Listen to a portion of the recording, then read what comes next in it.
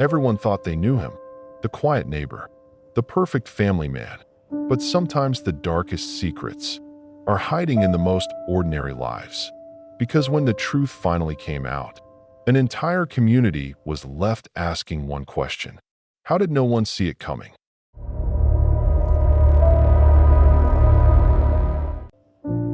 In the quiet suburban town of Maple Ridge, nothing ever really happened. It was the kind of place where neighbors waved from their driveways, where kids rode bikes past sunset, where the biggest controversy of the year was someone painting their house the wrong shade of beige. And at the center of this picture-perfect neighborhood stood a man everyone admired: Daniel Harper. He was 41 years old, tall, well-groomed, calm voice, always smiling just enough to appear warm, but never loud. He worked as a financial advisor, coached his daughter's soccer team, volunteered at church on Sundays, and hosted backyard barbecues where he flipped burgers while laughing with the other dads. If you asked anyone in Maple Ridge who the most reliable man on the street was, they would all give you the same answer: Daniel Harper. He lived in a two-story white house with black shutters, a trimmed lawn, and a swing hanging from a large oak tree in the front yard. Inside that house lived his wife, Emily, and their two children, Olivia, 9, and Noah, 6. On social media, they were flawless. Family vacations in Colorado, matching pajamas at Christmas, birthday cakes made from scratch, school awards posted proudly. He looked like the perfect father. That's what made what happened next so impossible to accept. It was a Tuesday morning in early November when Emily didn't show up for work. She was a part-time school librarian, reliable, organized, always early. At 10:30 a.m., the school secretary called Daniel. He answered calmly. "Oh, she must have forgotten to call in. She's not feeling great today." His voice was steady, not rushed, not worried, just slightly inconvenienced. By 1 p.m., when Emily still hadn't responded to messages from friends, the concern grew. By 4 p.m., Daniel called the police. "She's missing," he said. His tone was composed, too composed. When officers arrived at the Harper home, Daniel greeted them with visible concern, but not panic. He explained that he'd left for work at 7:30 a.m. The kids were dropped off at school. Emily had stayed home. When he returned that afternoon, she was gone. Her purse was still inside. Her phone was on the kitchen counter. Her car was in the driveway. There were no signs of forced entry, no broken windows, no struggle. It looked like she had simply vanished. And Daniel? Daniel appeared devastated. He hugged his children tightly. He cooperated with police. He answered every question. Neighbors later told reporters he was holding it together for the kids. That's strength. The missing person case spread quickly. Volunteers organized search parties. Local news vans lined the street. Daniel stood in front of cameras asking for help. "If anyone knows anything, please," he said, his voice cracking just enough to sound genuine. He wiped his eyes. He paused between sentences. He held Olivia's hand. The public felt sympathy.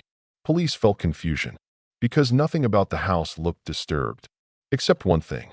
In the garage, a faint chemical smell, almost like cleaning solution. But Maple Ridge officers were not homicide experts. Not yet. And at that point, this was just a missing persons case. At least officially. But sometimes the most dangerous criminals don't look dangerous. They look responsible. They look calm.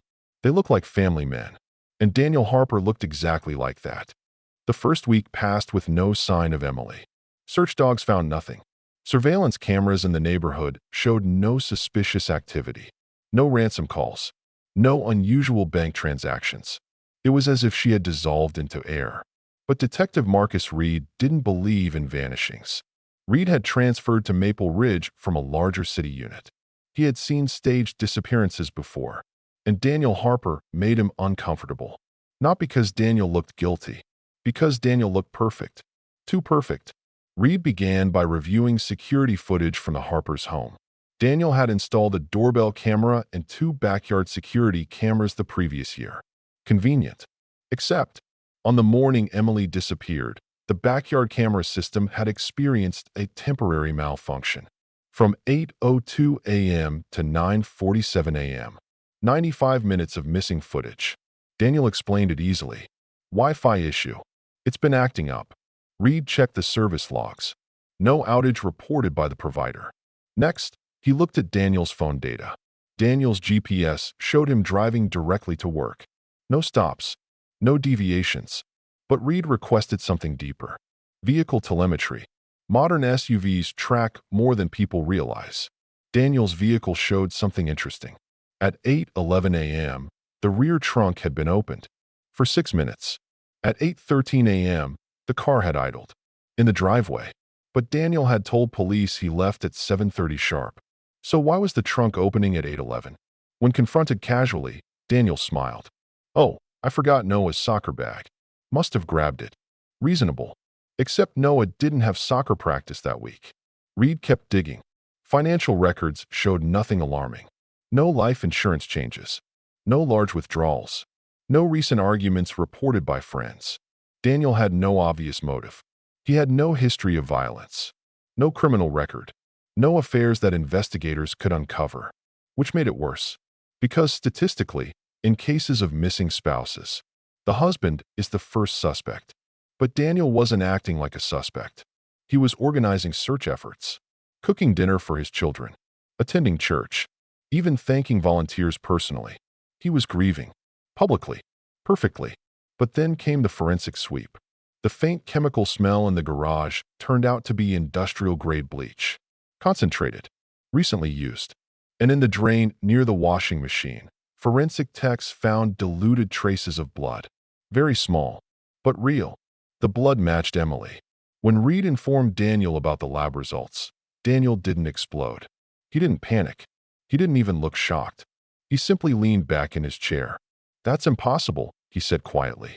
His face didn't change, but his eyes did. For just a second. And sometimes, that's all it takes. Because monsters don't always look monstrous. Sometimes they look like fathers. And Daniel Harper still looked like the perfect father. But something inside that house had gone terribly wrong. And Detective Reed was about to find out just how wrong. Detective Marcus Reed had learned something early in his career. When a crime scene looks too clean, it usually isn't. The Harper garage had been spotless. The floor shined. The tools were organized. The shelves were labeled. It looked less like a family garage and more like a staged showroom. Reed walked slowly across the concrete floor, crouching near the washing machine drain, where forensic techs had found diluted traces of blood. Emily's blood. The amount was small, barely measurable. Not enough to indicate a violent struggle, but enough to confirm something simple. She had been bleeding in that garage, and someone had tried to erase it. The bleach concentration in the mop bucket was nearly triple what was recommended for household cleaning. That wasn't accidental overuse. That was desperation disguised as maintenance. When Reed asked Daniel about it, Daniel's response was smooth. I spilled paint thinner last week. Didn't want the fumes lingering around the kids. He maintained eye contact. He didn't hesitate. But Reed noticed something subtle. Daniel's hands. They were steady when he talked about church. Steady when he talked about search efforts. But when Reed mentioned the garage drain, Daniel's right thumb rubbed against his index finger. Over and over. A stress habit. Small, but revealing. The next discovery was even more concerning. Under a UV light scan, faint white patterns appeared on the lower part of the garage wall. Long horizontal strokes. Someone had cleaned more than just the floor. And then forensic techs found something nearly invisible. A single strand of Emily's hair embedded in a crack near the baseboard. Broken at the root. That suggested force. Reed now knew this wasn't a disappearance. It was a staged absence. The question was no longer if Daniel had killed his wife. It was when and how. But Daniel still had one advantage. No body. Without a body, juries hesitate. Without a body, doubt lingers. Daniel knew that. Because Daniel planned. Modern vehicles record everything. Speed. Acceleration. Door openings. Seatbelt usage. Even trunk access. When Reed subpoenaed deeper vehicle telemetry logs from Daniel's SUV manufacturer, he found a gap. At 8:12 a.m., the trunk opened. At 8:18 a.m., it closed. At 8:19 a.m., the vehicle moved. But here's what didn't make sense. The vehicle weight sensor showed a temporary increase of approximately 130 pounds between 8:12 and 8:18. Then it decreased after 8:27 a.m., meaning something heavy was loaded, then removed. Daniel had claimed he drove directly to work that morning, but GPS history told a different story. Between 8:20 and 8:26 a.m., the SUV made a brief detour, 6 minutes off its standard route, to a wooded service road near Cedar Ridge Preserve, a place with no cameras, no houses, no witnesses. When Reed drove out there, he found tire impressions consistent with Daniel's SUV. Recent. The soil was soft from overnight rain, and about 20 yards into the brush, he found disturbed earth, freshly moved. Search teams returned with cadaver dogs. Within minutes, one dog sat right above that disturbed patch of ground. Reed felt the weight of the moment settle over him. Daniel Harper, the man who coached soccer and grilled burgers, had buried something there. The excavation took 2 hours. At 11:43 a.m., they uncovered a tarp. At 11:51 a.m., they found Emily Harper, wrapped, carefully positioned. No panic in the burial. No rushed shallow cover. This had been done methodically, deliberately. Daniel hadn't panicked. He had scheduled. When Daniel was brought in for formal questioning after the body was found, he didn't explode. He didn't scream. He didn't deny. He listened. Reed laid out the evidence calmly. The bleach, the blood, the trunk weight, the detour, the burial site. Daniel leaned back in his chair. For the first time, he didn't smile. "You don't understand," he said quietly. It wasn't a confession. It wasn't an admission. It was frustration, as if the problem wasn't murder. The problem was that someone had figured it out. Reed stayed silent. Silence is powerful in interrogation rooms. People rush to fill it. And Daniel did. "She was unstable," he said. "She was threatening to take the kids." There it was. Control. Reed asked, "Did she threaten you that morning?" Daniel hesitated. For the first time. Yes. But phone records showed no calls. No texts. No evidence of escalation. Neighbors heard no screaming that morning. And autopsy results showed something chilling. Emily had blunt force trauma to the back of the head. She hadn't attacked. She hadn't defended. She had been struck from behind. Suddenly. Efficiently. And then suffocated. Daniel hadn't snapped. He had executed. Everyone expected a dramatic motive. An affair. Debt.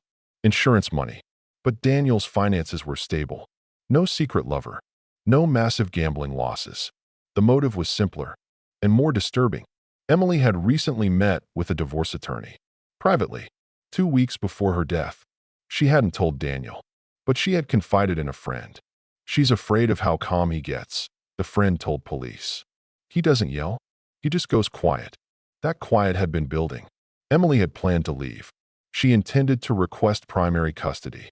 She had documented small controlling behaviors in a private journal. That journal was missing, but fragments were recovered from her laptop. Phrases like, "He monitors my spending. He doesn't like when I go out without telling him. He gets cold when he feels challenged." Daniel wasn't a monster in the explosive sense. He was a control addict. And when control slipped, he corrected it. The morning of her death, Emily likely confronted him about the divorce. The argument may have been brief. Daniel struck her in the garage, cleaned meticulously, wrapped her body, loaded her into the trunk, buried her before work, then returned home that evening and called police, playing the role perfectly, until the cracks appeared. When Daniel was formally charged with first-degree murder, Maple Ridge reacted with disbelief. Church members cried. Neighbors defended him online. Some said police were wrong, because he looked like the perfect father. But perfection is often a performance. And sometimes the most dangerous crimes don't happen in dark alleys. They happen in clean garages, behind white fences, under the mask of normal. The trial of Daniel Harper became the most talked-about event Maple Ridge had ever seen. People who had lived their entire lives without locking their doors suddenly installed cameras. Parents whispered at school drop-off. Church attendance doubled, not out of faith, but fear. Daniel sat at the defense table in a gray suit, hair neatly trimmed, posture straight. He looked exactly like he always had. Respectable, calm, reliable. The prosecution painted a picture of premeditation. They showed the jury the garage photos, the bleach concentrations, the trunk telemetry, the burial site. They emphasized what wasn't there. No panic, no emergency calls, no attempt to save Emily. Just clean steps, measured actions, deliberate silence. The defense tried another angle. They called Daniel a man under emotional pressure, a father afraid of losing his children, a husband pushed to the edge. They brought in character witnesses, church members, neighbors, other parents. He helped me when my car broke down. He coached my son. He'd never hurt anyone. Daniel watched silently as they spoke, never nodded, never reacted, as if he were observing someone else's life being described. Then the prosecution played the audio. Not a confession, not a threat, but a voicemail. Emily had left it for her sister 3 days before she died. "If anything happens to me," Emily's voice said, shaky but clear, "please don't believe that it was an accident." Daniel gets cold when he loses control. The courtroom went silent. Daniel's jaw tightened, just slightly. The jury noticed. And for the first time, the mask cracked. No part of the trial was more devastating than the testimony about the children. Olivia and Noah had been at school when their mother was killed. They came home to a house already scrubbed of her presence. Daniel had cooked dinner, helped with homework, read bedtime stories, all while their mother was buried in the ground 6 miles away.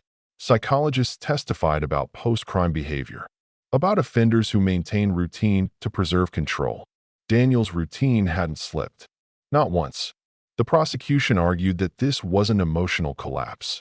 It was compartmentalization. One juror later said, "That scared me more than rage ever could." The defense tried to keep the children out of the narrative, but the prosecution didn't need to say much. They showed photos of Emily reading bedtime stories, Emily at soccer games, Emily laughing in candid moments. Then they showed the garage. The contrast was unbearable. Daniel never cried. Not when Emily's family testified. Not when photos of the burial site were shown. Not when the cause of death was described. Only once did his eyes well up. When the prosecutor asked, "What kind of father teaches his children that control matters more than life?" Daniel looked down, and for the first time, he had no answer. The jury deliberated for 4 days. For long days where Maple Ridge held its breath. Daniel waited calmly, reading, eating, sleeping. When the jury returned, the courtroom filled. The foreperson stood. On the charge of first-degree murder. The pause felt endless. "We find the defendant guilty." Daniel didn't react. No gasp. No collapse. No protest. He closed his eyes. Exhaled. As if confirming something he had already accepted. The judge sentenced him to life in prison without the possibility of parole. As he was led away, Daniel turned once. Not toward the jury. Not toward Emily's family. Toward the public gallery, where neighbors once sat beside him at barbecues. Where people who trusted him watched in silence. His expression wasn't anger. It was disappointment. The children were placed with Emily's sister.